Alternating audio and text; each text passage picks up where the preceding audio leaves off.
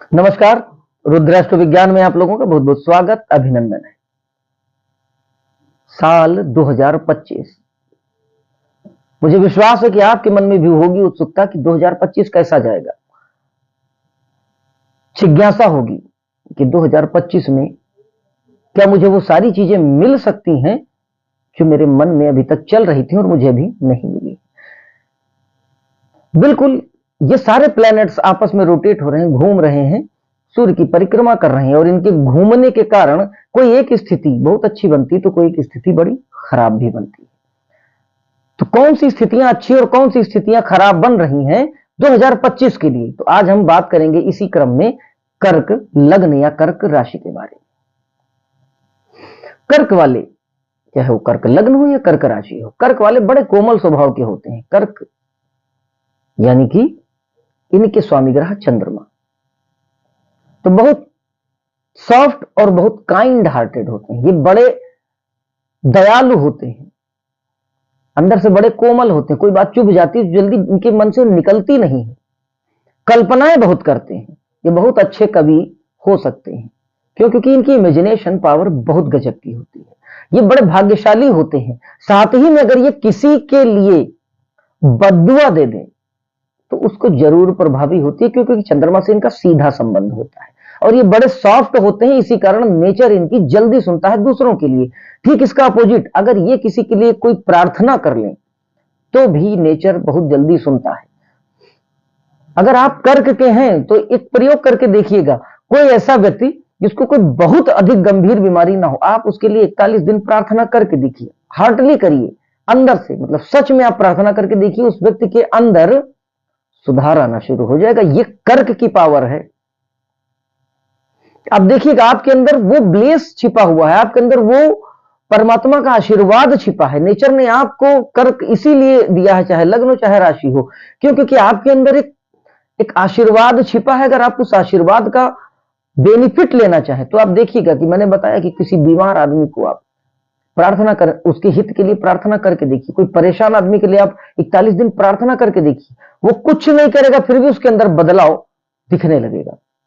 ये पावर है आपकी, लेकिन बड़ी पॉजिटिव पावर आपके अंदर रहती है। यही वजह है कि अगर कोई आपको कुछ बोल देता है नेगेटिव तो आप उसको सोचते रहते हैं कि मैंने तो कुछ कहा ही नहीं, ये इसने मुझे कहा क्यों। तो बात आपके अंदर प्रोसेस होती रहती, कहीं आपको नींद ना आए, बात इतनी ज्यादा गहरी लगती है। पॉजिटिव चीज एक और भी है कि जितनी जल्दी बात बुरी लगती है आप उतनी जल्दी बातों को भूल भी जाते हैं। आप हंसी मजाक किया है, सामान्य तौर पर हंसमुख होते हैं, गोल चेहरा होता है। खैर, ये तो हुई बात आपके मिजाज की, लेकिन 2025 आपके लिए क्या लेकर आया है इस बारे में चलिए चर्चा शुरू करते हैं। देखिए, 2025 में 4 बड़े ग्रहों का बदलाव होने वाला है। नंबर 1, शनिदेव अपनी राशि को बदल रहे हैं।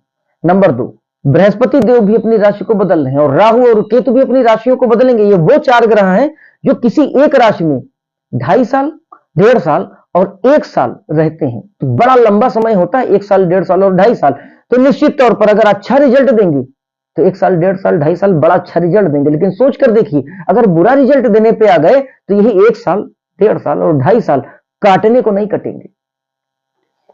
तो कर्क वालों, आपके लिए क्या छिपा हुआ है 2025 के गर्त में, चलिए इस पर चर्चा करते हैं। देखिए, पूरे वर्ष को मैंने 3 हिस्सों में बांटा है और वो 3 हिस्से बताएंगे कि पूरे 2025 का ये जो साल है आपको क्या देने वाला है। 1 जनवरी 2025 से लेकर और 28 मार्च 2025 के बीच आपको क्या मिलने वाला है, ध्यान से सुनिएगा। आय बढ़ाने के लिए आप जी तोड़ मेहनत करेंगे। मतलब आपके मन में कहीं ना कहीं कुछ चल रहा था कि मुझे अपनी इनकम को और इंक्रीज करना है। अगर आप कुछ नहीं कर रहे थे तो ये आपके मन में चल रहा था कि नहीं, मुझे कुछ करना ही करना है। अब इस टाइम में आप बहुत ज्यादा मेहनत करेंगे, एकदम बिल्कुल पीछे पड़ जाएंगे और ये सोच आपके ऊपर इतना हावी होगी कि आप सफल होकर ही दम लेंगे। कुछ समय ही ऐसा चल रहा है, यानी कि कुछ ग्रह गोचर ऐसा चल रहा है कि वो आपके अंदर एक पंपिंग का काम करेंगे। आपके मन में बार बार वो सोच, वो थॉट प्रोसेस करेंगे कि नहीं, अब आपको कामयाब होना ही है और आप भी पीछे पड़ जाएंगे और जब पीछे पड़ेंगे तो सफल होंगे। यानी ये समय आपके लिए बड़ा मुफीद रहने वाला है। कारण क्या है, तृतीयस्थ यानी तृतीय भाव में केतु की 11वें भाव पर दृष्टि, जहां पर बृहस्पति देव पहले से बैठे हैं। तो 11वां भाव कौन सा? 11th हाउस का। आप क्या सोचते हैं, क्या पाना चाहते हैं, आपकी डिजायर्स क्या, आपकी इच्छाएं क्या हैं, आप इनकम क्या है, आप कहां से क्या क्या पाना चाह रहे हैं, वो 11th हाउस हमारा बताता है। बैठे कहां है? तृतीय भाव में। तृतीय भाव हमारा स्ट्रगल का भाव है, तृतीय भाव हमारे साहस, हमारे पराक्रम का भाव है, तृतीय भाव हमारे उन सभी चीजों का भाव है जो हमें दिखती नहीं लेकिन होती हैं। साहस आपको दिखता नहीं लेकिन आप महसूस करते हैं। बिना साहस के आप कोई निर्णय नहीं ले सकते। आपका साहस हो, आपका पराक्रम हो, सारी इनविजिबल्स चीजें, कोई किसी भी तरीके का वायरस हो वो हम थर्ड हाउस से देखेंगे। किसी भी तरीके का कम्युनिकेशन हो, बात हो रही है लेकिन बात दिख नहीं रही, तो वो थर्ड हाउस, यानी केतु वहां बैठे हैं और केतु स्वयं ही सूक्ष्मता के प्रतीक है। तो थर्ड हाउस में बैठकर केतु देव जब आपके 11th हाउस पर, जहां पर शुभ ग्रह बृहस्पति देव बैठे हैं, तो बृहस्पति देव पर इनकी दृष्टि और बृहस्पति देव की केतु पर दृष्टि, ये आपस में दृष्टि का परिवर्तन हो रहा है और निश्चित तौर पर बड़ा शुभ परिवर्तन है। हाँ, केतु देव यह चाहते हैं कि आप अपनी आय को प्राप्त करने के लिए किसी भी तरीके की प्रतिस्पर्धा या कोई गलत रास्ता ना चुने। क्यों? क्योंकि केतु देव जो है वो सिर्फ धड़ है, सर नहीं है। सर नहीं होने का मतलब कि ना ये देख सकते हैं, ना ये एनालिसिस कर सकते हैं, ब्रेन नहीं है, लेकिन सेंसेज है, ये सेंसेस से काम चलाते हैं। यानी कि आपको एक ऐसा व्यक्ति बनना है जिसके धड़ नहीं है, सॉरी, जिसके सर नहीं है, सिर्फ धड़ है। यानी आपको सिर्फ महसूस करना है, और जब आप महसूस करने वाली स्थिति में आएंगे तो आप आध्यात्मिक होंगे। यानी कि आप महसूस तभी कर सकते हैं जब आप अंदर से सॉफ्ट हो, तभी तो आप किसी व्यक्ति को महसूस कर सकते हैं, ये अच्छा है, ये बुरा है, इसकी मदद करनी चाहिए, इसकी नहीं करनी चाहिए। अंदर से महसूस करिए। आपकी 11th हाउस पर दृष्टि इतना कुछ आपको दे देगी, इतनी इतनी आय में वृद्धि दे सकती है या केतु देव की दृष्टि, कि आप एक्सपेक्ट नहीं किए कर्क वालों। करना क्या है? कोई भी ऐसा व्यक्ति जिसके कोई कोई कोढ़ का कोई मरीज हो, या फिर कोई ऐसा व्यक्ति जो बहुत गंभीर समस्या से, विशेष तौर पर किसी बहुत गंभीर असाध्य रोग से जूझ रहा हो, या फिर कोई ऐसा व्यक्ति जो दुधमुहा कोई बच्चा, मतलब कि ऐसे बच्चे जो दूध पीते हो और उसकी सहायता करने वाला कोई ना हो, किसी गरीब परिवार में जन्म लिया हो, या उसके, ईश्वर न करे लेकिन उसके परिवार में अगर कोई हादसा हो गया, उसकी सहायता अगर आप करते रहेंगे तो केतु की 11th हाउस पर जो दृष्टि है ना, ये आपको इतना कुछ देगी। फिर वे चाहेंगे ना कि आप सबकी मदद करें, आप सच में अच्छे हैं। जब आप ये प्रूव कर देंगे कि आपके अंदर है जज्बा लोगों की मदद करने का, तो केतु देव यही चाहते हैं कि आप लोगों की मदद करें, तो ये आपको और देंगे, फिर और देंगे, फिर और देंगे, और फिर इतना दे देंगे कि आप तृप्त हो जाएंगे। क्यों? क्योंकि केतु मोक्ष के कारक है। मोक्ष यानी तृप्ति। तो तृप्ति कैसे आएगी? तृप्ति आने के दो कारण है। पहला, तृप्ति आ सकती है कि आपको इतना दे दिया जाए कि आपकी इच्छा भर जाए, और दूसरा, या तो आपसे इतना छीन लिया जाए कि उस विषय से आपका मन भर जाए, क्या मुझे ये चाहिए ही नहीं, अब मेरा उधर देखने का मन नहीं करता, इतनी घृणा दे देंगे। तो मैं चाहता हूं कि केतु तृप्ति दें आपको, और वही उपाय मैंने बताया कि समाज में उन वर्ग के लोगों की सेवा करें, उनका सहयोग करें।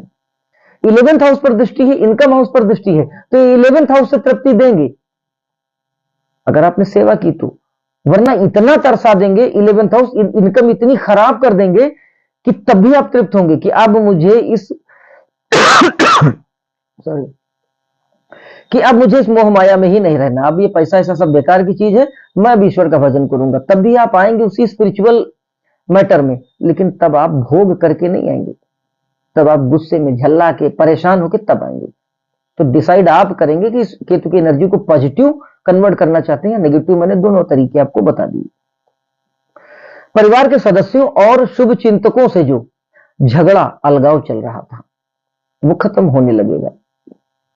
आप नोटिस कर रहे होंगे कि आपका किसी से बात बात पे मनमुटाव हो जाता था, खींचतान हो जाती थी, पता नहीं कैसे कारण बन जाते थे जो बाद में आपको रियलाइज होते थे। आपको लगता था कि हाँ ये नहीं होना चाहिए था, लेकिन उस वक्त ऐसा कुछ हो जाता है, आप खुद को कंट्रोल नहीं कर पाते थे, या कुछ एक ऐसी स्थितियां बन जाती थी कि परिवार में, आपके मित्रों में, आपके शुभचिंतकों में कहीं ना कहीं अलगाव या खिंचाव की एक भावना बन जाती थी।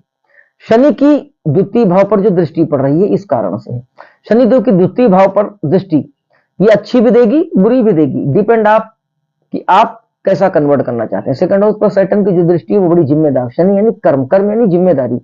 आप अपने परिवार का पूरा ध्यान रखने की कोशिश करिए, ये नहीं कह रहा हूं कि आप नहीं करते हैं, लेकिन कुछ ना कुछ लापरवाहियां हुई हैं, जो ग्रहों के बदलाव हुए हैं वो आपकी सोच को परिवर्तित कर देते थे। इसलिए जब आप कॉन्शियसनेस के साथ अपने परिवार के प्रति जिम्मेदारी का भाव दिखाएंगे तो यही चीजें धीरे धीरे बदलने लगेंगी। शनिदेव आपसे यही चाहते हैं, तभी आपके तीसरे यानी कुटुंब भाव पर दृष्टि दे रहे हैं, तीसरी दृष्टि से सेकंड हाउस पर। और सेकंड हाउस जो है ना हमारा, वो हमारा वेल्थ का यानी हमारे संचित धन का है। तो ये धन के मामले में ये चाहते हैं कि आप गंभीरता से अपने धन को सुरक्षित करें, या आपको धन के मामले में चाह रहे हैं कि आप सीखें कि धन किसको देना है किसको नहीं देना। ये नहीं कि जिसने आपकी चटकारता कर दिया, आपको खुश कर दिया, आपने उसको बांट दिया, क्योंकि आपका बड़ा पोलाइट नेचर है। शनिदेव चाहते हैं कि धन के मामले में भी आप गंभीर बने।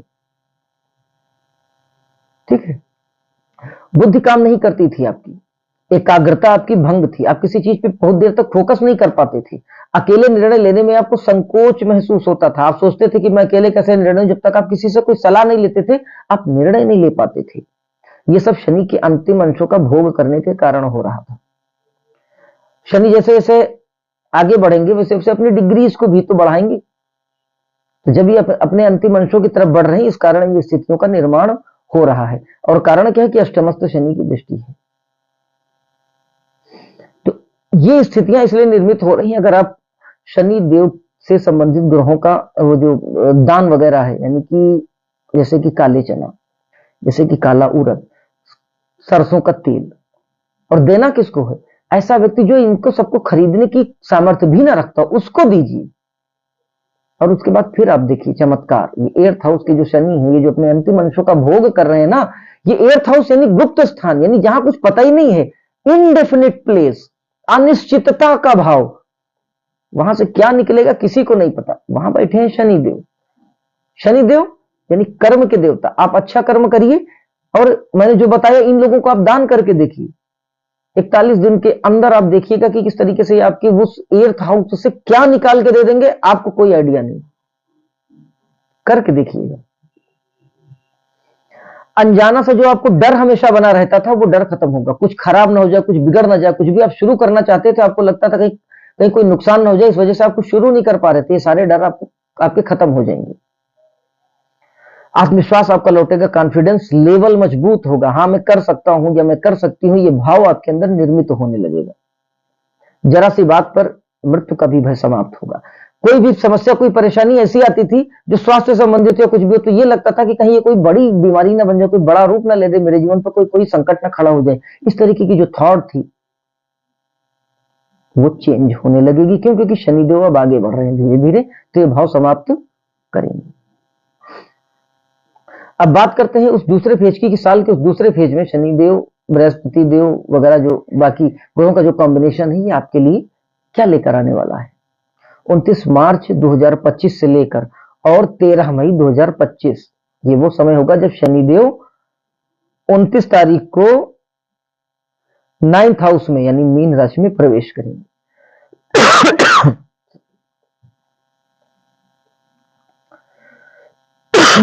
9th हाउस भाग्य का भाव। हम मेहनत कितनी करते हैं और हमें रिजल्ट कितना मिलता है, ये 9th हाउस डिसाइड करता है। 9th हाउस ज्यादा पीड़ित प्रभावित होगा।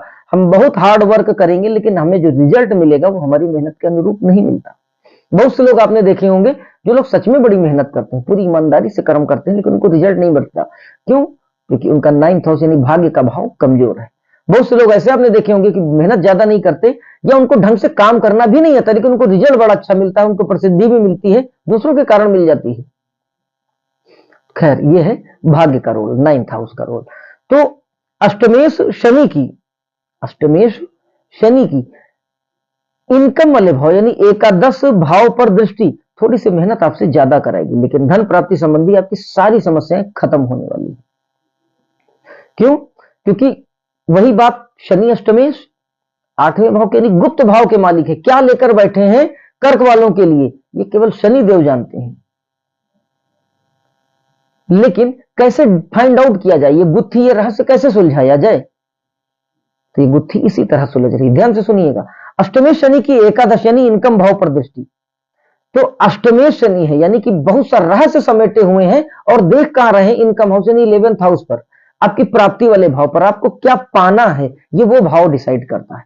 तो ये रहस्यों के स्वामी ग्रह होकर 11th हाउस को देख रहे हैं, यानी कि देना क्या है ये शनि देव जान रहे हैं, लेकिन किस भाव को देख रहे हैं, 11th हाउस को, यानी कि आपकी आय वाले भाव को, यानी ये आपकी आय को बढ़ाना चाह रहे हैं। आपने जो कुछ भी अब तक सोच रखा था कि मुझे ये प्राप्त हो जाए, वो प्राप्ति शनिदेव देना चाहते हैं, लेकिन किस ढंग से? अपने आचरण और अपने व्यवहार के वो चाहते हैं कि मेरे जैसा ही व्यक्ति अगर है कर्क वाला, तो मैं उसकी 11th हाउस की जो मैं दृष्टि डाल रहा हूं उस पर मैं बहुत कुछ इंक्रीज कर दूंगा। थोड़ा सा विनम्रता लाइए, गरीब बुजुर्गों की सेवा करना शुरू करिए, कुत्तों को रोटी देना शुरू करिए, और मन में यह ठानिए कि अगर मेरी इनकम आपकी सोच के अनुरूप हो गई, जो आपकी स्थिति है और जो आपकी देश काल और परिस्थिति के अनुरूप मैक्सिमम बन सकता है, उसको ध्यान में रखते हुए अगर आप ये डिसाइड करते हैं कि मुझे समाज की भी सेवा करनी, निर्बल, मजबूर, गरीब और असहाय वर्ग की मुझे मदद करनी, मेरी इनकम बढ़नी चाहिए, तो आपकी इनकम निश्चित बढ़ेगी, लेकिन आपको वो सब करना पड़ेगा। ये कोई फिलॉसफी नहीं, आप करके देखिए।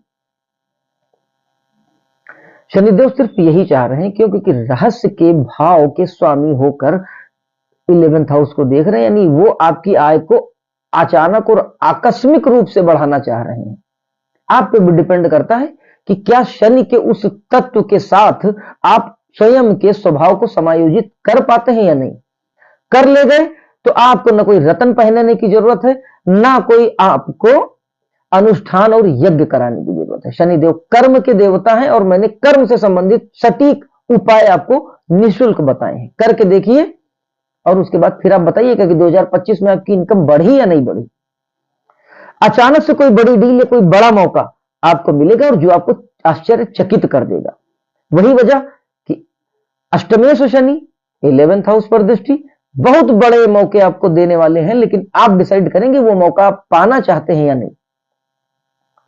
आत्मविश्वास और साहस की ऊर्जा से भरपूर होकर आप ऐसे सटीक और सफल निर्णय लेंगे कि आपको खुद पर भी विश्वास नहीं होगा कि क्या मैं ये डिसीजन ले सकता हूं।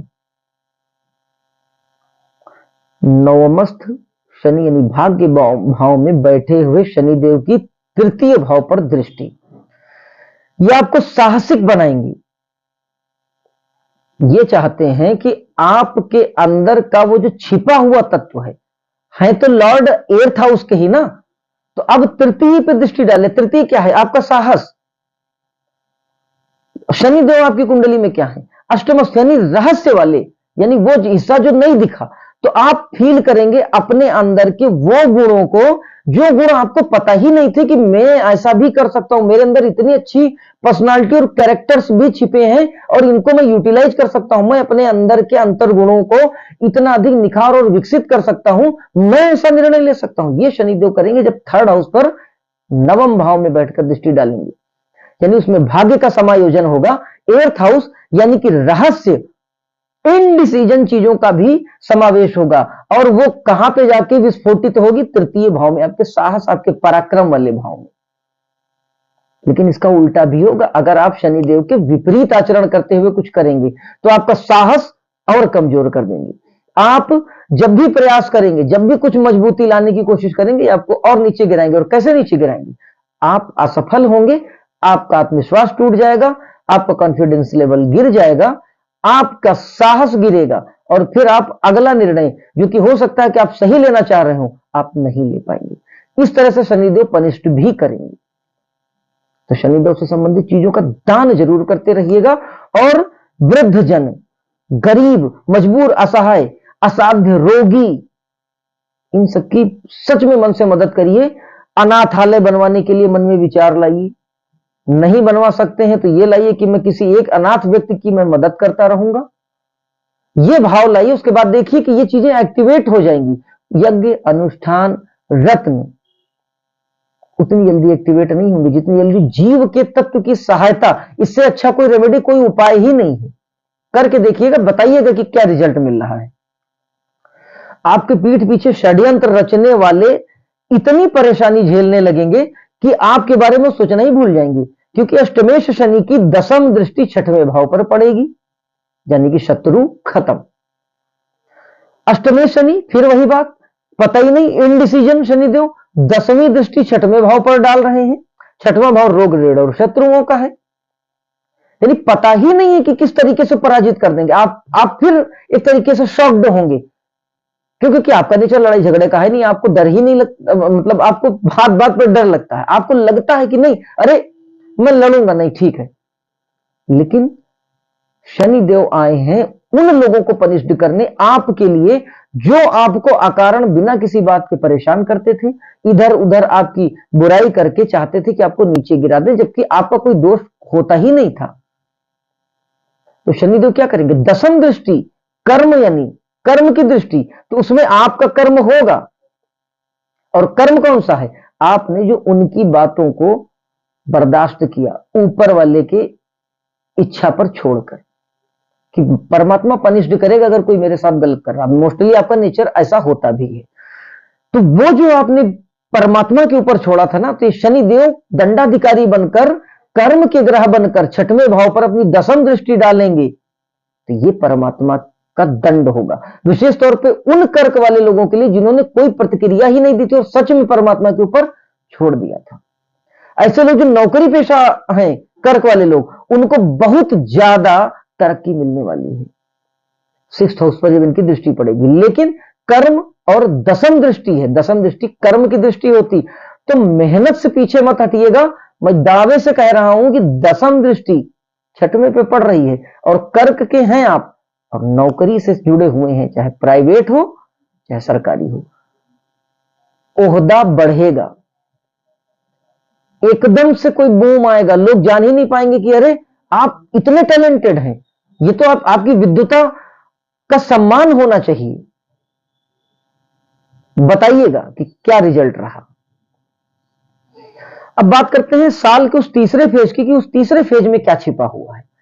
14 मई 2025 से लेकर 31 दिसंबर यानी वर्ष के अंत तक राहु का, केतु का और गुरु का जो राशि परिवर्तन होगा वो क्या रिजल्ट देगा आपको। देखिए, द्वितीयस्थ केतु इतना धन देंगे कि तृप्ति आ जाएगी। मैंने अभी बताया कि केतु मोक्षदायक है, केतु पृथकतादायक है, जहां बैठते हैं वहां सिप्रेसी कराते हैं, अलगाव दे देते हैं। तो केतु का द्वितीय भाव में गोचर, वो चाहेंगे कि आप के मन में सेकंड हाउस यानी कि आपका कुटुंब और आपका धन, विरक्ति आ जाए, मोह भंग हो जाए। तो मोह कैसे भंग होगा? या तो तृप्त होकर और या फिर बहुत ज्यादा प्रॉब्लम में आकर, बिल्कुल ऊब कर भी तृप्ति आ जाती है। तो मैं यही कहूंगा कि केतु की भाषा को आप समझिए, वाणी पर कंट्रोल रखिए, आपको वाणी से के माध्यम से किसी को दुख ना पहुंचे। सेकंड हाउस में तो वाणी का भाव है, इतना मधुर इतना मीठा बोलिए। असहाय, गरीब, मजबूर, ऐसे लोग जिनको कोई कोढ़ से संबंधित रोग की समस्या हो, ऐसे लोग जो बहुत असाध्य रोग से जूझ रहे हो, ऐसे लोगों को वाणी के माध्यम से उनके अंदर साहस का संचार करिए, बोलकर उनको मेडिसिन की तरह अपनी वाणी का प्रयोग करिए कि आपकी वाणी एक मेडिसिन की तरह उनके लिए काम करे। उसके बाद देखिए केतुदेव आपको इतना दे देंगे। देखिए, धन के मामले में आपके मन में कभी ना कभी ये भाव निश्चित आएगा कि अरे बहुत हो गया। बहुत से लोग जिनका नहीं आता है, वो कुछ प्लैनेट्स की कंपोजिशन होती है व्यक्तिगत उनकी कुंडली में। लेकिन कर्क वालों, मैं कह रहा हूं, सेकंड हाउस में केतु बैठा है, तृप्ति देगा धन से आपको, ये आपको विरक्ति देगा, ये आपको मोक्ष देगा सेकंड हाउस से संबंधित चीजों के मामले में। लेकिन पॉजिटिव ऊर्जा को कन्वर्ट करके इतना पाइए, इतना धन आ जाए आपके पास, तब आपके मन में ये अरे बहुत हो गया, चलो ठीक है, अच्छा ठीक है, ये तुम ले लो। लेकिन इसके लिए अंदर से आपको चेंज होना पड़ेगा। आपको लगता है कि अनुष्ठान और रत्न पहनकर ऐसा होगा, तो ऐसा नहीं होगा। जीव के तत्व से रेमेडी, उपाय निकालने पड़ते हैं, और अगर वो उपाय आप कर ले गए तो आप यकीन मानिए कि ना इस वीडियो को आप भूलेंगे ना मुझे भूलेंगे, क्योंकि ये सारी चीजें मैं निःशुल्क बता रहा हूं। कुंडली का विश्लेषण भी मैं फ्री में करता हूं, उपाय भी सरल सटीक होते हैं और वो भी फ्री होते हैं। खैर, चलिए आगे बढ़ते हैं। अष्टमस्थ राहु यानी 8वें भाव में बैठा हुआ राहु पुनः सब कुछ होने के बाद भी सब कुछ खो जाने का अकारण भय देंगे। समझे? भय लेकिन अकारण। देखिए, राहु के अपनी केमिस्ट्री है। राहु का काम क्या है? राहु छद्म आवरण, छलावा, बहरूपियापन। ये जहां बैठता है वैसे ही गिरगिट समझिए, जहां बैठेगा वैसे रूप धारण कर लेगा। अष्टम में बैठेंगे तो रहस्यों को धारण कर लेंगे, ऐसे ऐसे सब जवाब दिखाएंगे और उसके बाद में ऐसे ऐसे भय दिखाने लगेंगे। कभी ये दिखाएंगे, अरे ये तो अरबपति वाला प्लान मेरे हाथ लग गया, ये तो मास्टर की लग गई, और कुछ देर बाद ये पता चलेगा अरे नहीं ये तो बेवकूफ बना के मुझे चला गया। ज्यादातर लोग जो ठगे जाते हैं उनको क्या होता है, पहले उनको लालच लोग देते हैं कि आप ये पैसा लगाइए, आपको मैं 20 गुना कर दूंगा, 1 घंटे में आपकी इतनी कैलकुलेट इनकम हो जाएगी, मैं ये इनकम बनवा दूंगा, मैं वो उसी झांसे में वो फंसते हैं। ये क्या है, ये पहले सब्जबाग है, ये मृग मारीच का, ये राहु का काम है। ये वो रूप ओढ़ के आया, बहरूपियन वाला रूप, और वो क्या करेगा, वो बड़े बड़े ऑफर, आकर्षक ऑफर आपको देगा, फिर आप उलझेंगे। तो 8th हाउस में बैठा हुआ राहु, इससे बचना है, इसकी सोच से बचना है। जो भी आपके साथ ग्रह स्थितियां निर्मित हो रही हैं वो आपको सब कुछ देने वाली निर्मित हो रही हैं, लेकिन राहु देव आपको संतुष्ट नहीं होने देंगे। ये आपको प्रेरित करेंगे, अरे नहीं, अरे नहीं, आपके पास तो कुछ है ही नहीं। इस भाव से बचना है। परमात्मा को थैंक यू देते हुए ये कहना, नहीं मेरे पास पर्याप्त है, मैं सबकी मदद करता रहूंगा और मैं एक स्वस्थ जीवन जीऊंगा, इस भाव के साथ। वरना 8th के राहु आपको बड़े बड़े ऑफर देंगे, और जो आज जीवन में आपके ऑफर आएंगे कोई शॉर्टकट मत लीजिएगा। ये राहु का रोल है, ये आपको डिस्टर्ब करेगा। मैं पहले बता दे रहा हूं, राहु से बचना है और केतु की एनर्जी को पॉजिटिव लेना। अगर राहु से आपको बचना है, 1 चम्मच गंगा जल रोज पीजिएगा। और गरीब बच्चों में किताबें या उनके विद्या अध्ययन से संबंधित चीजों को वितरित करिए अपने सामर्थ्य के अनुसार। ऐसे बच्चे जिनको कोई चीज नहीं मिल पाती, बमुश्किल मिलती है, पेंसिल नहीं मिल रही, कॉपी नहीं मिल रही, या फिर अगर आप कुछ नहीं कर सकते हैं तो उन बच्चों को थोड़ी देर पढ़ाइए, समझाइए, बताइए। दिग्भ्रमित बच्चों को, जो लोग रास्ता बच्चे भटक रहे हैं, अपने परिवार का कहना नहीं मान रहे, उनको समझाने की कोशिश करिए। इससे नहीं मतलब है कि वो आपकी बात को मान रहे हैं या नहीं मान रहे हैं, आप अपना दायित्व तो निभाइए। उसके बाद देखिए यही राहु कितना ज्यादा पॉजिटिव आपको रिजल्ट देंगे, आप एक्सपेक्ट नहीं कर रहे। 8वें में बैठा हुआ राहु वो करके दिखा सकता है कि आपको अरबपति बना सकता है। और ये बात मैं हवम नहीं बोल रहा हूं, बहुत सी कुंडलियों का मैंने अध्ययन किया, मैंने उसमें देखा कि 8th हाउस का राहु क्या कर सकता है। तो अकारण भय समाप्त करना है तो इन सब चीजों को आप जरूर करिए। अष्टमस्थ राहु की 12वें भाव पर दृष्टि पड़ेगी, यानी 8वें बैठ के राहु 12वें भाव पर दृष्टि डालेंगे, यानी आपकी हर एक तरीके की शारीरिक समस्याओं को खत्म करेंगे। कोई अगर घर में कोई बीमारी चल रही है, आप व्यक्तिगत कर पा लो, आपके साथ अगर कोई परेशानी चल रही है, आप हॉस्पिटलाइज्ड हो जाते हैं बार बार, तो राहु का आप उपाय करके देखिए और उसके बाद आप देखिए कि उस बीमारी से आपको चुटकी बजाते मुक्ति मिल जाएगी। अष्टम का राहु वो पावर दे देता है, करके देखिए। राहु ग्रह के बीज मंत्रों का जाप 15 से 20 मिनट रात में करके देखिए, क्या रिजल्ट आएगा, चौंकाने वाले रिजल्ट मिलेंगे आपको। केतु की 10वें भाव पर दृष्टि धन के मामले में आपको बहुत सतर्क बनाएगी, ये चौकन्ना कर देगी। केतु की 10वें भाव पर, आपके कर्म भाव पर केतु की जो दृष्टि पड़ेगी वो धन के मामले में और कर्म के मामले में बहुत चौकन्ना करेगी। ये थोड़ा सा ध्यान रखना है। ग्रहों का स्वभाव नहीं परिवर्तित होता, जो ग्रह जिस प्रकृति का है, जिस स्वभाव का, वो उसी रूप में फल देता है। तो जब 10वें पर केतु की दृष्टि पड़ेगी तो केतु देव आपको बहुत ज्यादा चौकन्ना करेंगे कर्म के मामले में। आप कैसा भी काम क्यों ना करें, आपको यह लगेगा कि बहुत सावधान रहना चाहिए, कहीं कोई बेवकूफ ना बना दे। और ये अच्छी चीज भी है, लेकिन ओवर लिमिट नहीं, वरना यही चीजें फिर नेगेटिव कन्वर्ट होने लगती हैं।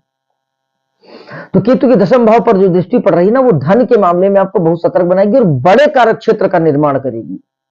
मतलब आपको वो आंख मिल जाएगी कि आप देख सकेंगे कि कौन सा डिसीजन आपके कार्य क्षेत्र के लिए बहुत मुफीद, बड़ा सटीक है। और ये विस्तार कराएगी। आपकी एक ब्रांच है तो 2 से 4, 4 से 8 ब्रांच आपकी कराएगी। और अगर आप स्टार्टअप लेने की सोच रहे हैं तो देखिएगा कि कितनी जल्दी स्टार्टअप लेंगे और कितनी जल्दी इंप्रूवमेंट दिखेगा आपको। बस केतु का जो प्रयोग मैंने बताया, केतु का जो मैंने उपाय बताया, वो जरूर करते रहिएगा। गुरु की 4th भाव पर दृष्टि जन्म स्थान से दूर भूमि भवन का लाभ कराएगी। गुरु जो कि एक बड़े शुभ फलदायी ग्रह होते हैं, इनकी 4th हाउस यानी कि फिक्स्ड असेट यानी कि चल संपत्ति वाले, माफ करिएगा, 4th हाउस यानी कि जो फिक्स्ड असेट है, जो अचल संपत्ति का जो भाव है, उस पर दृष्टि पड़ रही है और यह दृष्टि बड़ी शुभ मानी जाती है।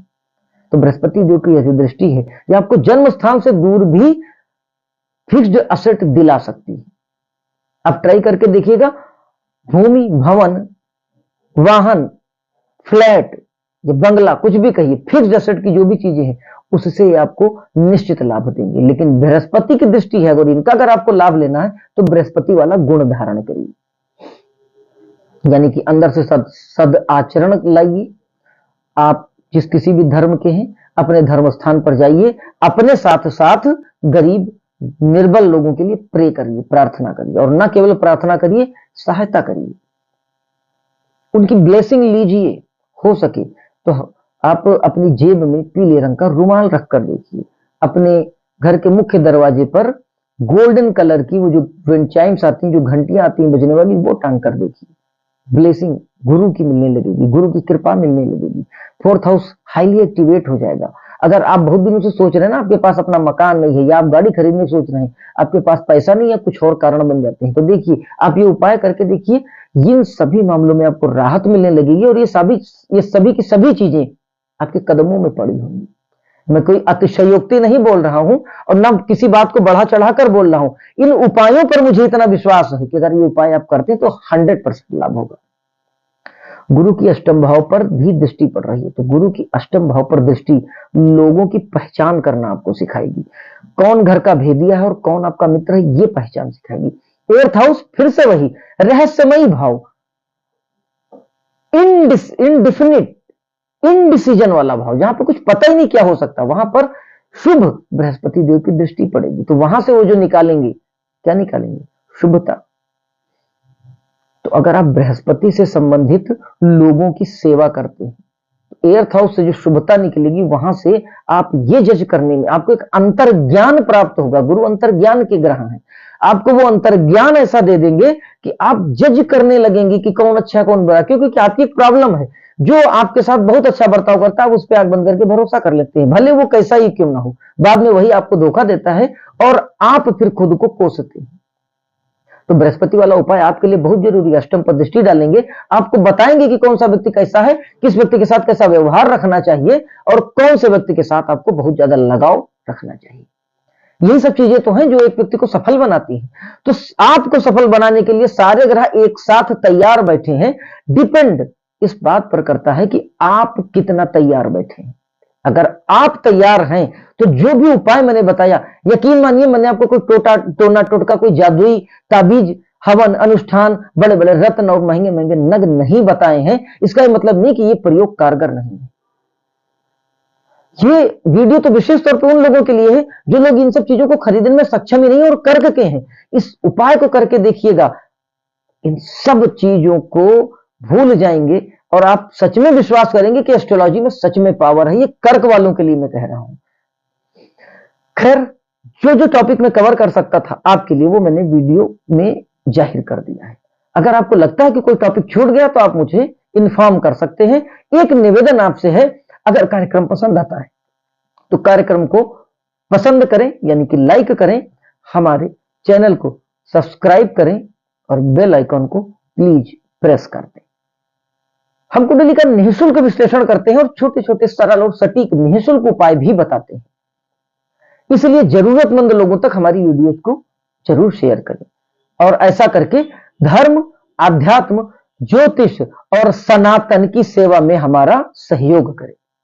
इन्हीं विचारों के साथ इस वीडियो को ही विराम देता हूं और अगले फिर किसी ज्ञानवर्धक 2025 में किस राशि का कैसा रिजल्ट मिलने वाला है, किसी एक और राशि के बारे में आपसे भेंट होगी। तब तक के लिए जय महाकाल।